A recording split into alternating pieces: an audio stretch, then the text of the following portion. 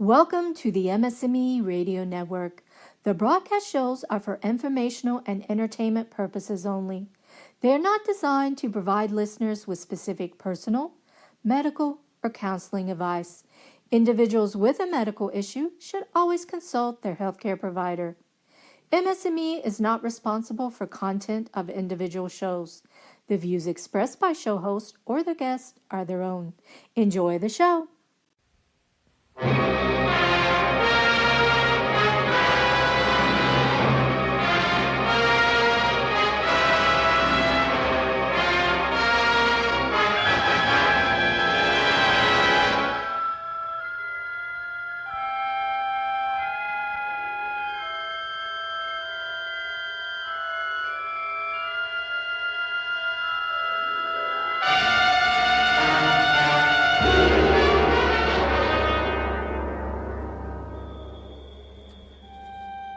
Welcome to another episode of YEG MS. First off, I want to thank you for listening to the show, and the fact that there are people out there listening is the reason why I keep doing it. Today I wanted to talk about something that's indirectly related to multiple sclerosis.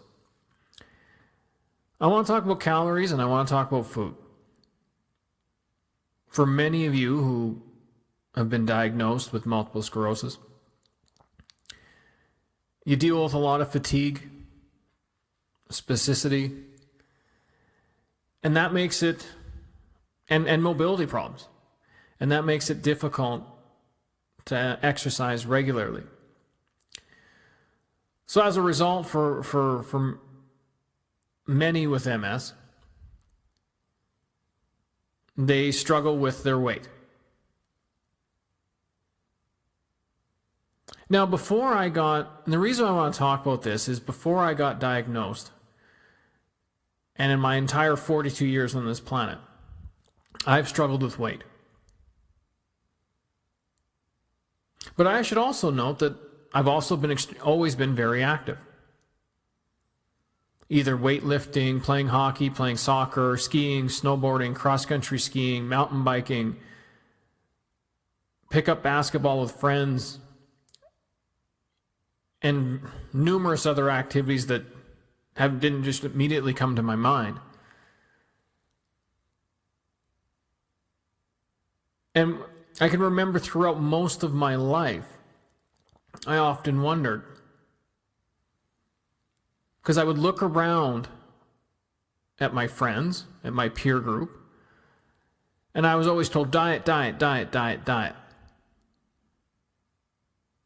Now, so I was always stressed that diet. And I was always told that the way to lose weight was to restrict calories and exercise a lot. Now, I will preface this by saying, you can lose weight by restricting calories and exercising more. That will work. But it's extraordinarily hard to do, and this is why. When you're exercising more, you need more energy, and you get energy from food. So it's really tough to eat less food, take in less energy, but also exert more energy. And that's why people who diet can lose the weight, but they often put it back on. This isn't news to anyone listening to this. We've all heard it before. But, I would look around at friends of mine and I would think, you go for pizza with buddies or you go for wings with buddies and you think, it's not like I'm eating more than them. And then I would see what they would eat at home and I would think, it's not like they're eating carrots and lettuce.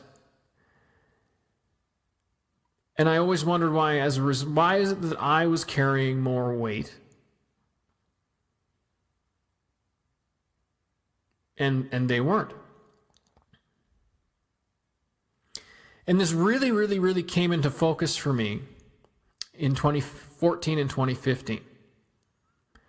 So when I decided to do the very first really long run to MS, which for those who may be the first time listening, it's an event that I did in 2015 and 2016, where I ran 85 kilometers in a single day, so 2 marathons in one day, to raise money for the MS Society. And I thought, going into training for that, because I'd always been told, more cardio, watch your diet. More cardio, watch your diet. You'll lose weight.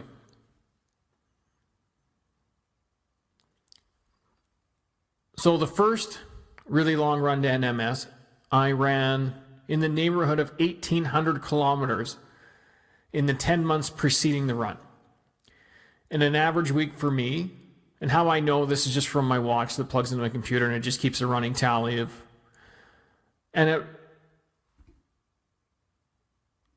and my training schedule, which I remember quite well, I would run 6 kilometers on Monday, 10 to 15 on Tuesday, 6 on Wednesday. I'd take Thursday off, run 5 on Friday, 40 on Saturday, 20 on Sunday. So on the weekend, I would do a marathon and a half marathon. And then during the week, I'd run, just add those numbers up. And I did this consistently for months on end to get ready to do 85 in a day. Now, did I lose weight? Sure. Not nearly as much as I would have thought. When I started training, I was probably just under 240 pounds. When I woke up the morning of the really long run, the very first one, I was 217. So what did I lose? 23 pounds. Which sounds all right. But I ran 1,800 kilometers and I was really watching, or at least I thought I was watching, my diet. And interestingly enough, when I did it again in 2016, I actually worked with a trainer for the 2016 run. I ran it faster, but I was actually 224 pounds the morning of the second one. And that's after running in the neighborhood of 3,000 kilometers over the previous 2 years. And when people would meet me, and when I would get interviewed, and I would meet the reporter for the first time, or I would meet anybody for the first time, where they had any idea of what I was up to, I could see it in their face. And their face told the story. It was pretty much, you are going to run how far? You don't look like a runner. They didn't have to say it. And it got to the point when I would talk to people, and I could see the look on their face, I'd just call them on. I'm like, look, I get it. I don't look like a guy who can run ultra marathons. And the expectation, and my expectation was the same. And I thought the same transformation would happen for me too. I thought I'd be all vascular and veiny and skinny, and I thought for the first time since I was probably 16 years old, I'd be under 200 pounds. And I thought, finally, I'll get control of this weight thing. As it turns out, didn't happen. Yeah, I got from 240 pounds to, into the low 220s. But as somebody who's 5'11", that's still overweight. I was still carrying around a lot of extra fat. And I thought, how can this be? I'm doing exactly what, you hear all the time. Lots of cardio, cut calories, watch what you eat. Now, my diet was a paleo-style diet. And at one point, I did try watching calories. I had an app on my phone, and the name of it, I'm just going to quickly look at my phone and tell you what it is.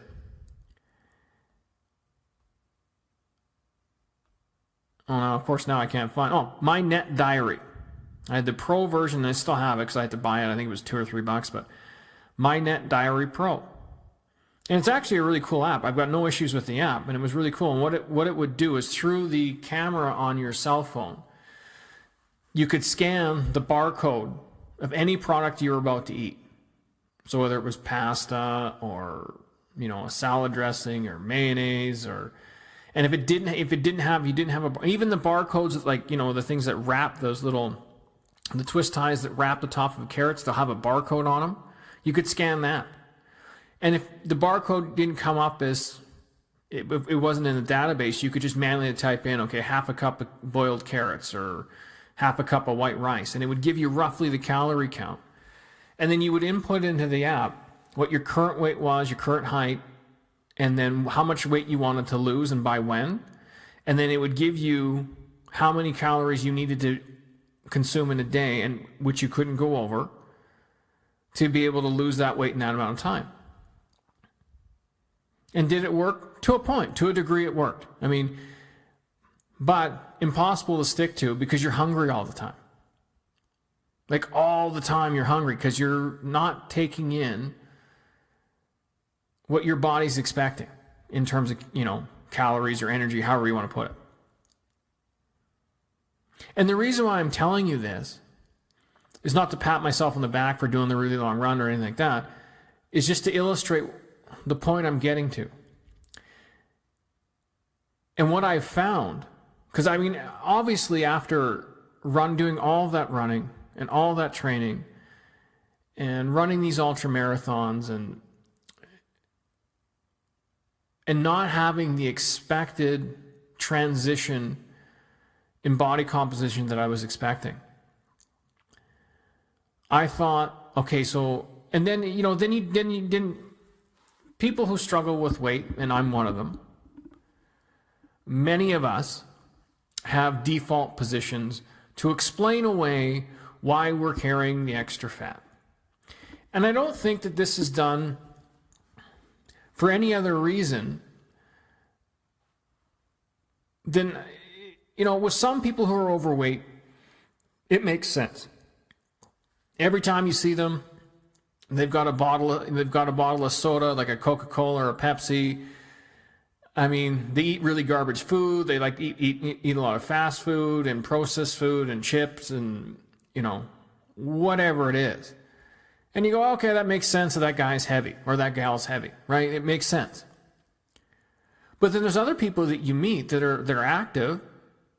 You don't notice them. You don't know what they do when they're home or whatever, but you don't notice them pounding away at unhealthy foods. And I would put myself in that category.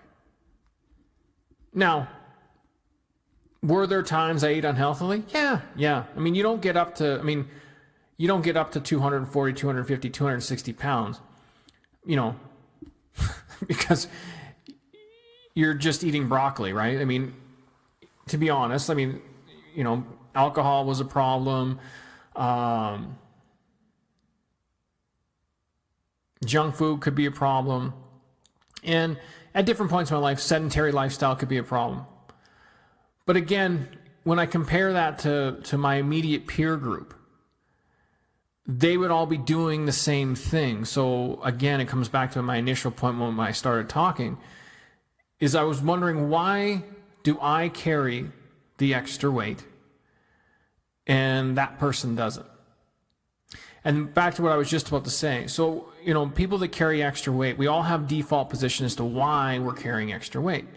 And you'll hear things like, well, it's my genetics, it's my metabolism, it's my X, insert reason here that can't really be proven or disproven. But it's more a narrative for the individual to try and make sense, or at least it was for me, to try and make sense of why I'm carrying extra weight and that person isn't and that person isn't.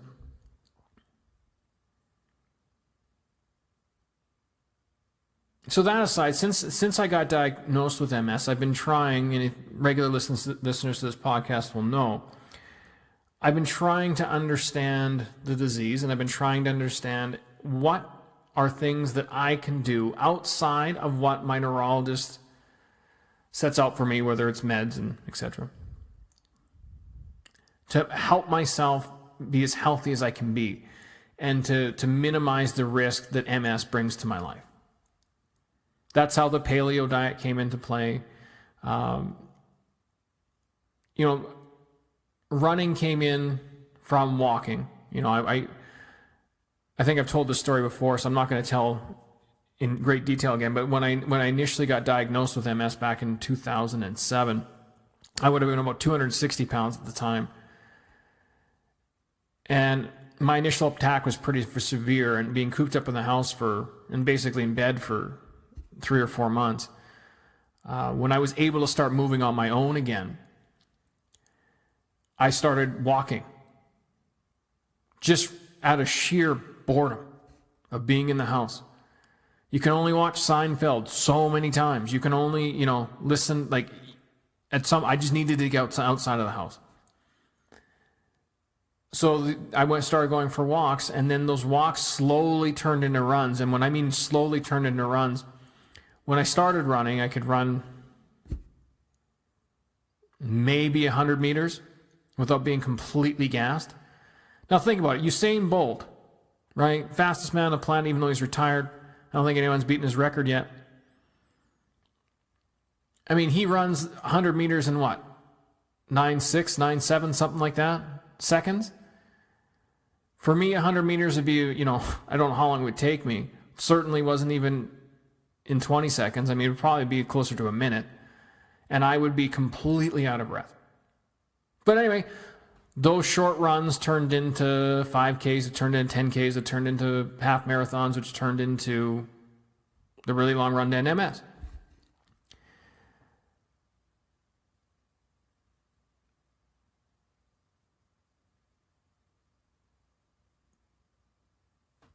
But even when I ran my first half marathon in 2009,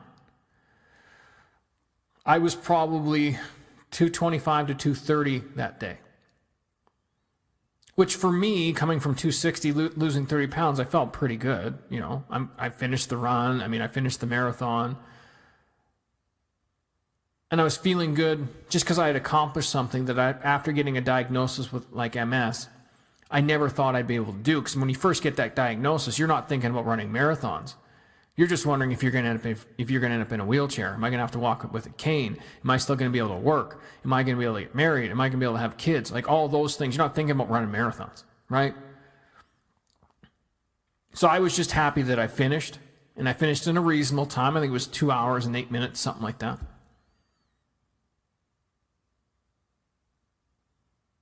But I can even remember thinking back then, so what is this thing? I'm doing, and then fast forward to 2014, 2015, that really long run to MS. At some point, I'm like, I guess I just have to carry extra weight for the rest of my life because I guess I can't, I guess I can only lose weight to a point which seems to be around 220 pounds. And that's it. I guess that's just it for me in terms of losing fat. Because nothing else made sense. Absolutely nothing else made sense. Because based on what you hear around culturally, I was doing everything right. Lots of cardio, watching what I eat. Was I always perfect? No. But the cheating that I was doing didn't mesh up with how overweight I was. Right? I wasn't eating potato chips every day. I don't really eat candy. I've never really been a big candy guy. I don't really, so those things weren't necessarily a factor. So the cheats that I did have, to me, didn't necessarily, it wouldn't follow that I should be as overweight as I was. And I wondered, am I ever going to figure this out? So last October, I think I've told this story before, we were running the Grizzly Ultra Marathon in Canmore, Alberta, which is a 50K run up and down a mountain in the Rocky Mountains. And my buddy Paul shows up, and I'd run with him about a month before, and we usually run that run together. Actually, Paul just did an Ironman last weekend and finished it, so congratulations, Paul. Way to go, bud. But we didn't run into this year because he was doing the Ironman. But anyway, he showed up, and I'd been about a month since I saw him last, and he noticeably lost weight, and he told me he started doing the keto diet. I asked him what the keto diet was, and I gave that a whirl.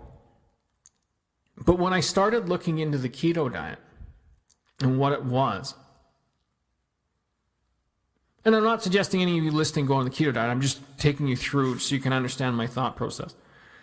So when I started looking at the keto diet, I looked into it, and I wish I could remember where this quote is from. Somebody out there has heard it, please let me know, because I'd like to figure out but this is not an original thought to me. Anyway, the quote had something to do with talking about the keto diet in relation to animals. And the example that was used, you know how your dog can eat and eat and eat and eat, and as long as they're eating dog food, they don't get fat. You start feeding a dog people food, and they get fat. You start feeding dogs table scraps, and they get fat.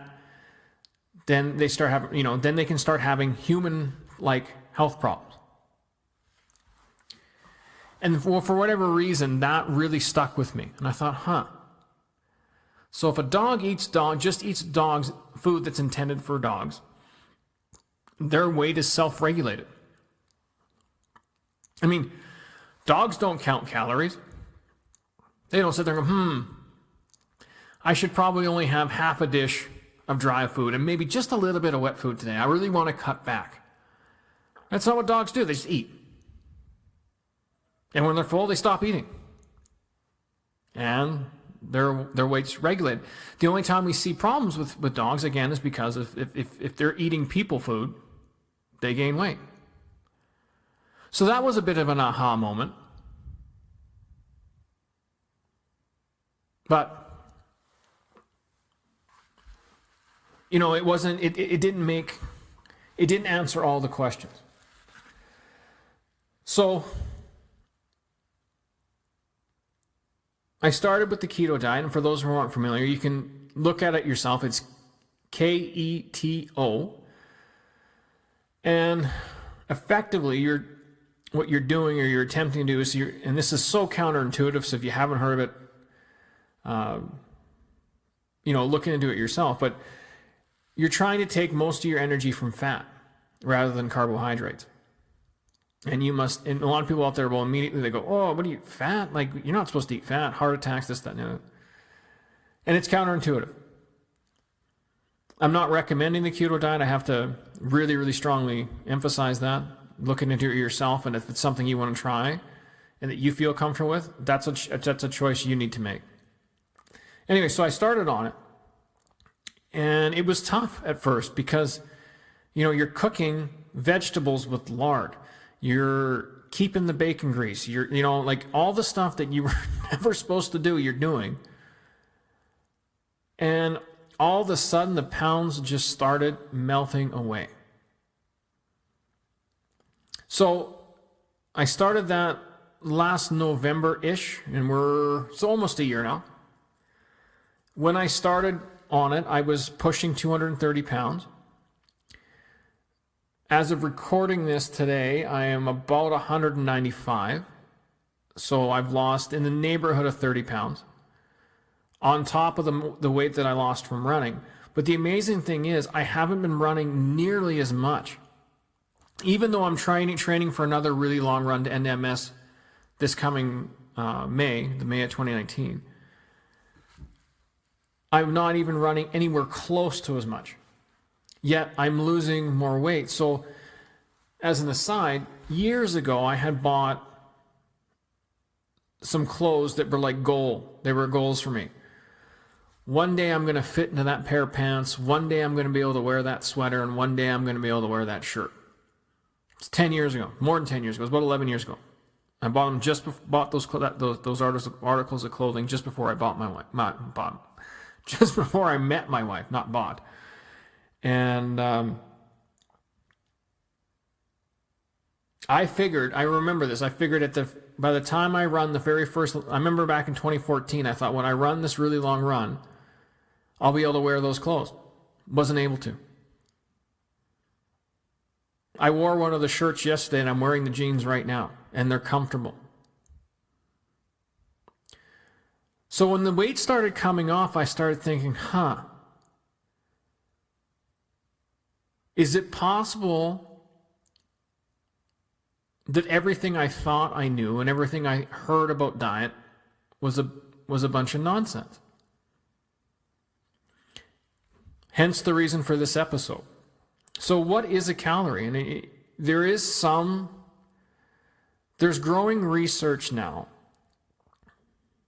It's in its infancy now, and it's by no means conclusive, but there is some growing evidence that the way we look at calories and the way we look at food might not be correct. Now, what's difficult about this is one thing that I've really discovered, because I've really kind of been focusing on diet and trying to understand it over the last year as I've been trying to make sense of what's happening to me. How I'm finding it easier to lose weight at 42 than I did when I was 32. I couldn't lose weight when I was 32. Now it's effortless. It's just coming off.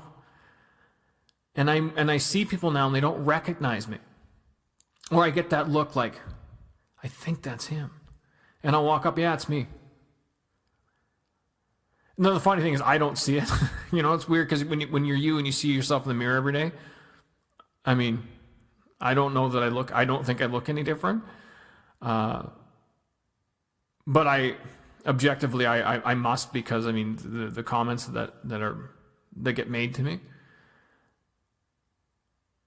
But yeah, I mean, you look at the way we've been taught about food and how weight loss and what that is and how that works. I don't think we have the whole picture. And how this relates to MS, I was told by my neurologist during my last appointment, because he was impressed with my weight loss, that the outcomes for people with MS are far greater. You have a far better chance of navigating MS successfully if you're able to lose weight and minimize the amount of fat that you carry around. Apparently, there's a correlation between MS success rates, or people who are successful with their MS, and how much weight they're carrying.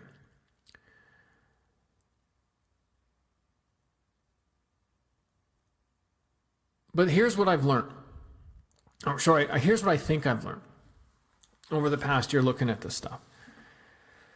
And I think this is one of the reasons why it's so different. And going back to when I was a teenager in my early 20s and always wondering, why is it that I'm carrying more weight than others? And I think the answer to that, unfortunately, is not simple at all. I think it's far more complex than what most of us have been told. I think there's a myriad of factors, and here's some of them.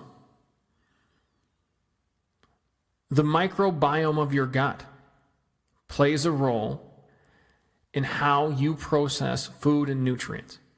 So if your microbiome is unhealthy, your digestion is not going to be as efficient.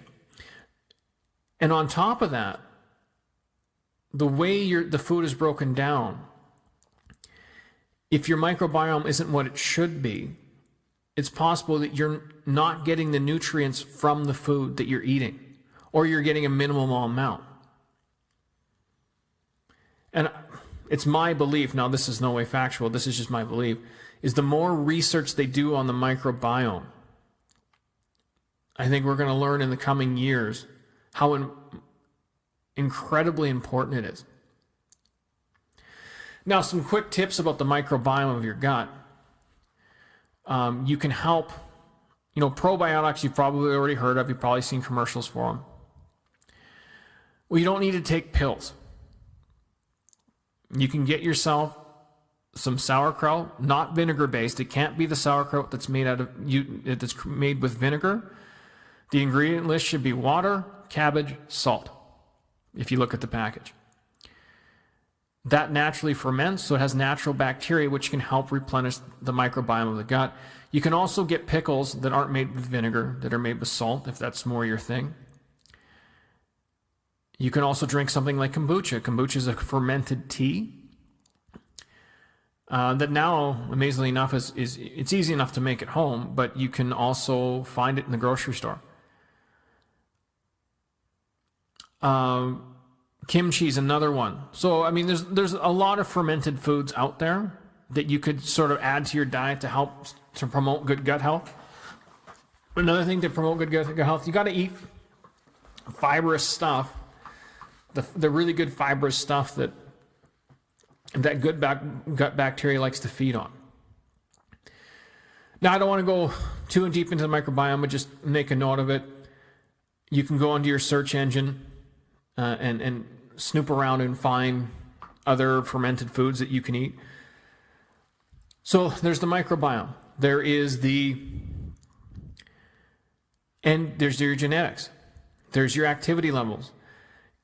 Another factor I don't think people give enough credit to with regards to weight loss is stress. Now, about the same time I started on the keto diet, I left the job that I was in at the time, which created a tremendous amount of stress in my life.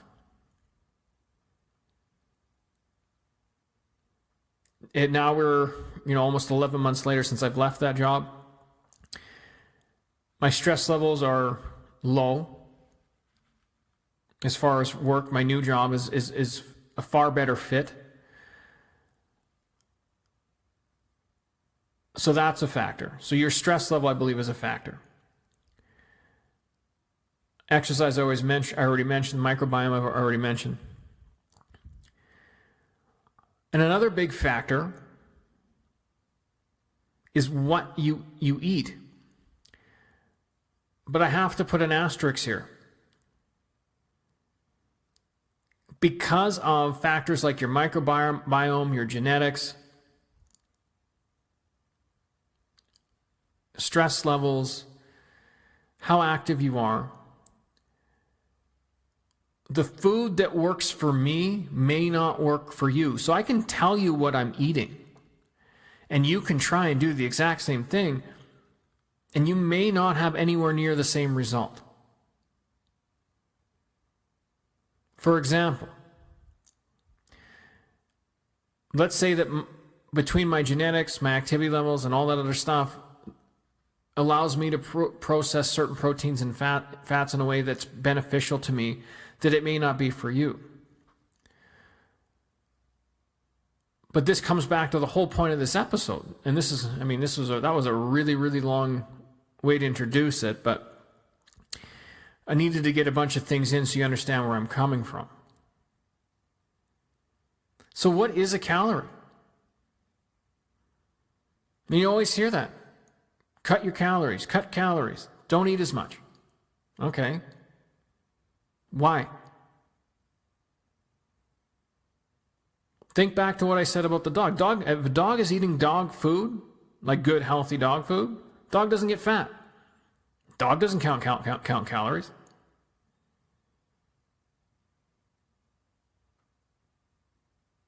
So what is it?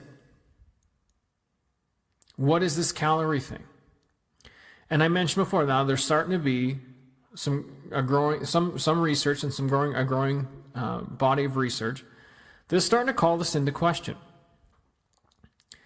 So for the remainder of this episode, I want to highlight two articles I pulled offline last week. They're not from academic journals, but I will leave the links to them in the companion notes to this episode on ownmultiplesclerosis.com. Just look for episode 42, click it, and you'll be able to go to the links to these articles that I'm referencing.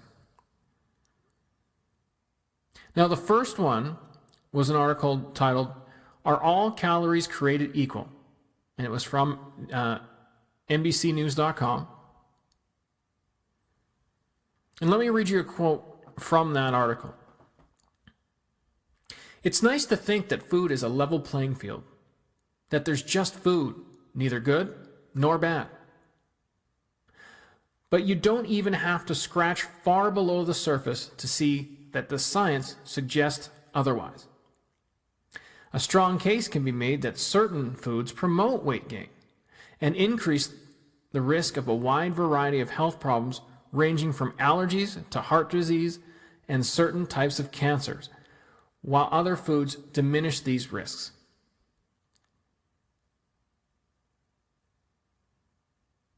Now, I think that quote actually sums up really nicely in a few seconds what I couldn't say in 30 minutes. But that's what I found all throughout my whole life. It's just maybe, I think I was eating a lot of the foods that were promoting weight gain. But one thing I would challenge that particular quote on. I think it should read, a strong case can be made that certain foods promote weight gain in certain individuals. So you might be one of those lucky people that can eat potato chips all day and it doesn't do anything for it. It doesn't harm you, other than what junk food normally harms you. I'm talking in terms of weight. I'm not one of them. So I think when we're talking about certain foods, I think it's individualized. I think everyone's going to be different that way. So, for example, I'm going to read a few more quotes from the article, and I'm just highlighting the points that I found interesting. In another trial that estimated food intake, changes in lifestyle and weight fluctuations among more than 120,000 people. Over the course of 20 years, food patterns associated with weight gain emerged.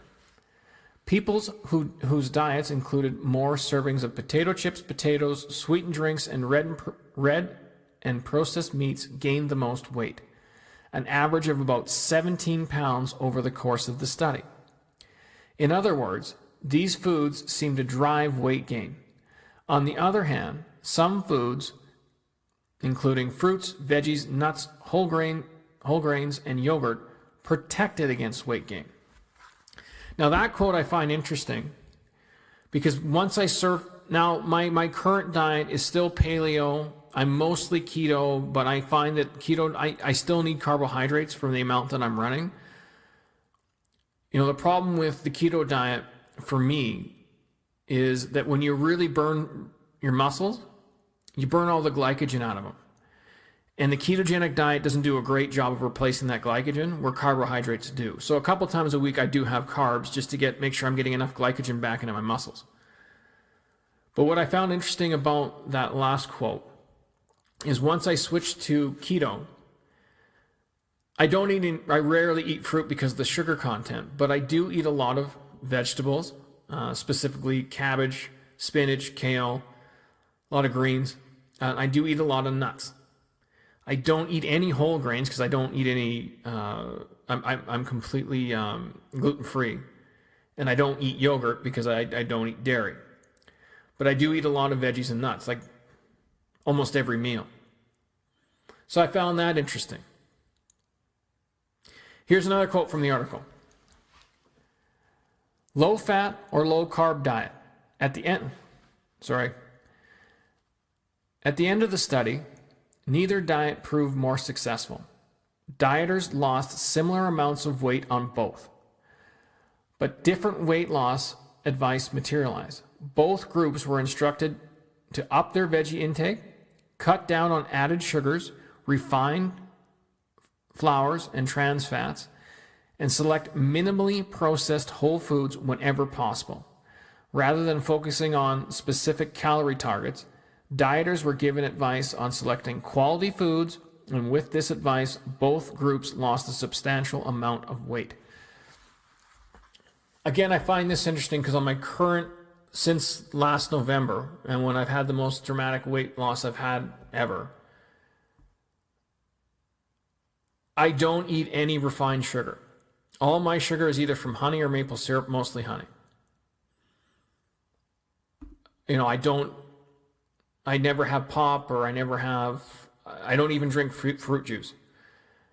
And I don't use any refined, I try not to use any refined anything. And being gluten-free, that's easy not having refined flour because you're not using flour. And the fats that I'm eating aren't trans fats. So I find that really interesting. And the other thing I should note on my the way I currently eat, I don't track calories. Ever. I don't care about calories. I don't pay any attention. I eat when I'm hungry. But the interesting thing is, once I switched my diet to what I'm doing now, I'm not hungry nearly as often. So, okay, 2 more quotes from this article, and then I'm going to move to the next one. Next quote. Over and over, research shows that certain foods lower the risk of disease, and repeatedly, the harms of refined grains, sugary drinks, and overly processed foods are documented in the studies. A newer area of research adds more strength to the case. The trillions of bacteria in our gut, collectively known as the microbiome, serve to strengthen our immunity and promote better well-being, but diet, as well as other factors, including medication use, can influence the diversity of bacteria species that are present. An imbalance of harmful species may increase the risk of obesity, memory problems, allergies, type 2 diabetes, anxiety, inflammatory bowel disease, and more. I mentioned the microbiome, and I think that we're going to discover a whole bunch more about that in the coming years. I would recommend anybody looking into it, so at least you understand what's going on. You know, some researchers have even referred to your gut as a third brain because it's made up of neurons. So it's definitely something to be aware of, and also be aware of things like Tylenol, alcohol, and certain foods can actually do some real damage to your microbiome. So again, I find that really interesting based on what I've been doing for the last year. Last quote from this article. We're in the very early stages of understanding the microbiome and its role in health and wellness, but we do know that eating a variety of fiber-rich whole foods from fruits, vegetables, whole grains, beans, nuts, and seeds can promote good gut health. One study compared the bacterial species among different populations and found that a typical American diet, which is notably low in fiber, is linked to a less diverse microbiome with imbalances in bacteria that may promote a wide range of diseases. Alternatively, enriching your diet with fiber-rich fare might shift these imbalances toward more health-promoting species. So if you're interested, I'm going to leave a link to that article on the companion notes. It's worth a read. Again, this isn't an act from an academic journal. It's just an article on NBC News. But I found it very interesting because a lot of what they were talking about mirrors what I've been experiencing over the last year. The next article I looked at was from the Daily Mail out of the UK. And it's called Not All Obesity the Same.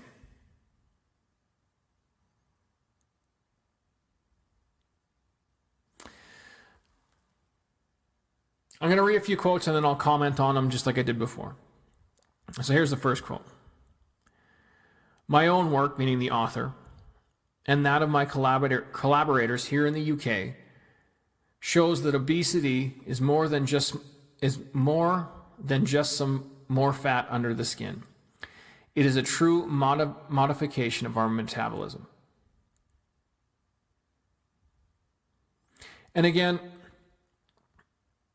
I highlight that. I read that quote. It's short, but just to highlight what I was saying, I think it's different from everyone, and depending on a number of factors, you're affecting. You know, your metabolism gets affected, which is why, you know, Joe down the street can eat a Big Mac once a week for 3 years and not see any additional weight out of it, where other people, one Big Mac once a month. Maybe this, who knows, right? But it's different for everyone. Here's a second quote. My colleagues and I, obviously the author, my colleagues and I undertook this project because we recognized that there are many types of obesity. Each one has different consequences for each person's health. This is what we call disease heterogeneity. If we understand heterogeneity, we can personalize obesity treatments, hopefully with more success. And again, this is speaking to what I was talking about. And this is going to be different with everyone. So this study, they studied 2,500 obese people, and they sequenced the entire genome of each study participant. And when they studied it, they analyzed more than 1,000 blood chemicals or metabolites. They called that the collection of metabolites. They were now referred to it as the metabolome. I don't know if I'm pronouncing that right, so if I butchered it, I apologize.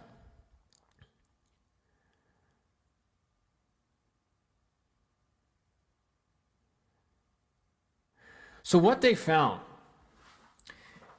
is your weight dramatically affects your metabolism. So isn't that interesting? It's not the metabolism affecting the weight, it's in the reverse of what I would have thought. Maybe you would have thought differently, but that's what I would have thought. Now here's another quote.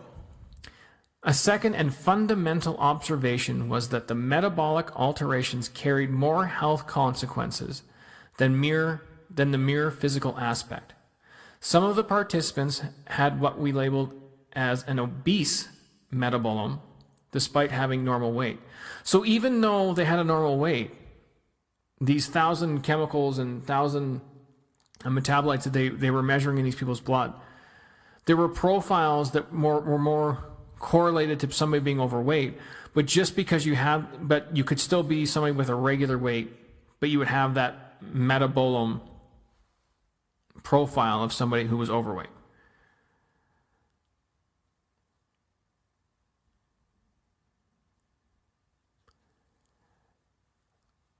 So, to sort of conclude talking about this particular article with one more quote. Physical obesity was important, but how the excess weight uniquely affected the inner workings of each individual was a more accurate measure of overall health. So, that just tells you why it's important to get a handle on your weight. But it's not going to be easy. Because I don't think any dietitian out there, and no offense to dietitians, but most of them have sort of a generic plan that they put people on with subtle variations. Or they might, put you on a calorie restricted diet. I think the best thing to do, and again, this is my opinion, is start doing an elimination diet. And see what happens when you pull certain types of foods out of your diet. And whether or not that has a positive or negative impact on, well, most importantly, your overall health, but secondly, your weight and how much fat you're carrying. Because I found for me, the second I pulled out grains across the board. So when I say I'm gluten-free, I should just say that I'm grain-free. I don't eat bread anymore. I rarely have pasta. Rarely. When I said I have a little bit of carbohydrates throughout the week, that might be a cup of pasta here, or might be have a little bit of potato there. But it's just to get enough carbohydrate in to make sure that I'm replacing that glycogen in my muscles. And that seems to work well for me. But I also know other people that when they are full keto, they're fine. They don't seem to struggle that way. My wife and I are similar that way. Because we're married, when we eat the same food, she went to the gym last week and I don't know, she probably did, I don't know how many squats she did, but she burnt her quads pretty good. And she was grouchy. And then one night she came home, and I like to make my kids noodles at night. I don't have them, but, I have a 5-year-old and a 7-year-old. And my philosophy around dinner time is make it healthy, but make it fun. And noodles seem to fit the bill, right? And Andrea came home. She hadn't had a lot of carbohydrates at all. Ate the noodles, and then within probably an hour, she was back to her old self, and she said, those noodles saved my life. She was exaggerating, of course, but she said, the noodles saved my life. And I said, yeah, that makes sense. If you're like me and you can't go full keto and you still need that little bit of carbohydrate just to give your muscles a little bit of juice or whatever. That seemed to work. It worked really well for her. So when I'm talking about an elimination diet, it's not do what I do. It's to find out to do what you need to do, what you do. What foods are going to work for you? Because once you figure out that magic mix, the weight will just start coming off. Exercise, regardless of exercise. And then there's all the added benefits, how much better you feel, how much more energy you have, the impacts on your outlook, on your mental health, on your relationships, on your work. I mean, it's pretty profound. And it's definitely something to look into. And as with everything that I mention on this show, I'm not telling you to do anything. I'm just some idiot on the internet talking into a microphone. This is stuff that you need to investigate on your own. Do the reading. There's tons. We live in an age where there's just so much information out there if you know what to look for. I would learn about your microbiome. I would learn about any of the different things that I've talked about on this show. Have a look at it. See how that fits into your life. See what changes you can make. But don't expect it to happen overnight. If you eliminate grains for a couple, and also you can't just eliminate stuff for a day or two and go, that didn't work. I didn't eat bread for 2 days. I'm still overweight. It's not how it works. It's a gradual process over time. But once it gets moving, I can tell you, when I started on keto, I probably lost 10 pounds in the first month. Doing nothing else other than just changing my diet. No extra exercise, nothing. It was just boom. And now it's probably 30 pounds overall. And I'm actually starting to feel like I'm starting to look like a guy that people go, maybe that guy could. I still don't look like an ultramarathon runner. Not at 5'11", 195 pounds, I don't. But I definitely think I look like somebody to go, yeah, he might be able to do it. Even though I can. But if they first met me and they didn't know my story. And the reason why I'm sharing it with you, because I'm sure there's people listening to this went, yeah, I've been trying to lose weight for years, and when I try and go on the calorie-restricted diet, I'm always hungry, I don't feel very good, and then the weight just comes back anyway, it's not sustainable. I've been eating this way now for almost a year, and it's really sustainable because I'm not hungry, I'm not counting calories, I'm not skipping meals. I still have a snack at night. This has been... It's been easy to do once I got through the first few weeks. Now, for those of you listening, and if you haven't listened to any of my other stuff I've talked about with regards to the keto diet, I will warn you about one thing. If you look at it and you think, that's something I want to try, one thing I got to warn you about. If you're a carb junkie like I used to be, because this is what keto is, it's shifting your primary fuel source from carbohydrates to fat. And it's actually, you can go to a health food store and you can get strips, and you can find out when you're actually in a state of ketosis. And that means that your body's powering itself through fat and not carbohydrates. When you're making the switch, when your body's making that switch from carbs to keto, there's going to be a day or two where you feel like death. Absolute death. Some call it the keto flu. For me, it was 24 hours. I know my sister went through it, and it was about 2 days for her. And what that is, it's basically, this may sound extreme, but this is actually how I think about it. And this is my opinion. This is my opinion. It's not a fact. It's your body's addicted to carbs and you're kicking the junk. That's what I think that is.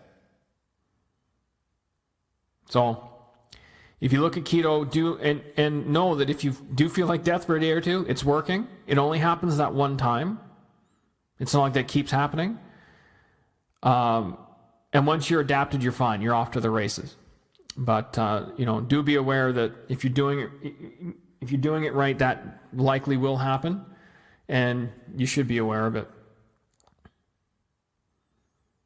So that's what I wanted to say about calories and food and weight loss.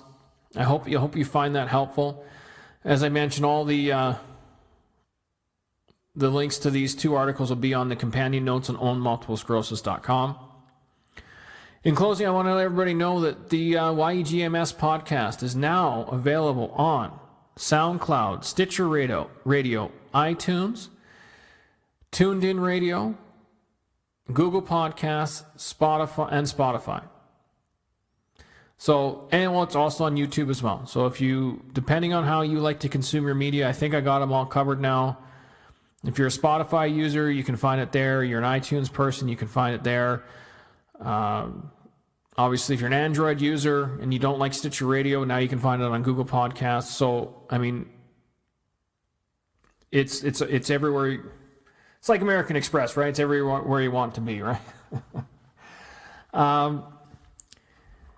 And I should note for people who are actually listening in Edmonton, and which is weird, most of the audience now is outside of Edmonton, and most of the audience is outside of Canada now. But for those listening in Edmonton or the greater Edmonton area, we've started meeting to run, to support runners and that who wanted some help getting training going to help me out with a really long run to NMS. We started meeting every Sunday at 11 a.m. in Horlack Park at the very, very first little parking lot as you come in the park gate there. Last week it was just me and Denis, but I think this weekend there'll be about 5 or 6 of us. If anybody out there wants to meet or wants to join us, it doesn't cost anything. You can just show up, say hello. And last week we did a very leisurely 5K run. I want to stress that, I've had to stress to everybody who's coming out, you don't have to maintain my pace. I've already done my training for the week. This is a fun run for me. It's slow. It's more just to build some camaraderie, get some exercise, blow off a little steam on a Sunday morning. So if you want to come out to that, please do. 11 a.m. Sunday, Horlack Park. If you ever want to get in touch with me, you want to be a guest on the show, you want to ask questions about anything I've talked about, you want to tell me I'm a moron, whatever it is, send an email to Sean, S-E-A-N, at ownmultiplesclerosis.com. You can also find me on Twitter at ownms.com1. That's OWNMSDOT and the number 1. You can find the Own Multiple Sclerosis Facebook page on Facebook, the Really Long Run to End MS page on Facebook. If you want to donate or be a part or find out more about the Really Long Run to End MS, you can either visit my website, ownmultiplesclerosis.com, or you can head to the Really Long Run to endms.ca page. It's up and live. I think we've raised about $250 so far. That'll dramatically increase as we get closer to the run in May. But you can visit there to learn more about it. Maybe donate. I don't really care if you donate $1 or $100 or whatever you can afford. It's all greatly appreciated. The proceeds go to the MS Society of Canada. I don't touch the money. It goes directly to them. So anyways, that is the show for this week. I look forward to hearing from you, and we'll talk to you again real soon.